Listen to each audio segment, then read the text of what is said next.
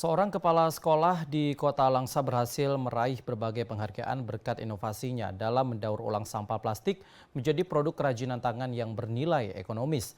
Tidak hanya menjaga kebersihan lingkungan, gerakan itu juga mengedukasi generasi muda tentang pentingnya kesadaran lingkungan yang berkelanjutan.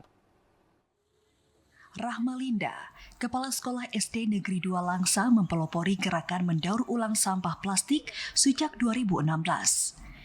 Inisiatifnya berawal dari kepedulian terhadap lingkungan yang penuh dengan sampah plastik. Kini sampah seperti botol minuman dan kemasan saset diolah menjadi berbagai kerajinan tangan bermanfaat seperti tikar, sajadah, bakul, tas, tempat tisu, hingga pakaian daur ulang. Berbagai produk yang dihasilkan tidak hanya mengurangi sampah yang berserakan, tetapi juga memiliki nilai ekonomi yang tinggi dan berhasil menembus pasar lokal. Rahma Linda pun telah meraih banyak penghargaan atas kontribusinya. Selain untuk menjaga bumi ini supaya tetap bersih, terhindar dari limbah sampah, nah saya membuat hasil-hasil karya ini seperti yang sekarang kita rasakan, semuanya bermanfaat. Seperti tikar. Tikar ini sangat bermanfaat sekali. Jadi awal mulanya orang ingin membuat produk itu ya dasarnya itu membuat tikar. Tetapi saya selalu mengedukasikan, mengajak masyarakat, baik di sekolah-sekolah ataupun siapapun anak-anak juga di sekolah, untuk mengumpulkan sampah-sampah ini supaya kita jadikan ini loh nak, bahan-bahan yang akan kita gunakan, bisa kita jadikan sajadah, bisa kita jadikan tas, dan lain-lain sebagainya.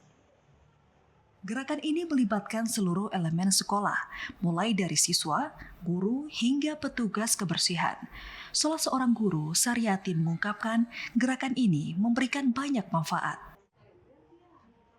Selama ini saset kopi itu kami buang, kami bakar gitu kan, setidaknya sekarang ternyata ini bisa dikumpulkan gitu.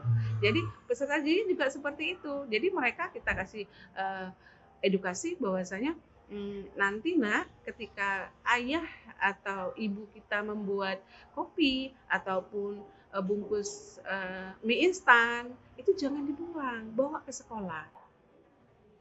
Gerakan yang dipelopori Rahma Linda tidak hanya berfokus pada kebersihan lingkungan, tapi juga mengedukasi generasi muda tentang pentingnya daur ulang. Langkah ini diharapkan mampu meningkatkan kesadaran lingkungan yang berkelanjutan di kalangan siswa dan masyarakat sekitar. Dari Langsa, Mulyadi, TVRI Aceh melaporkan.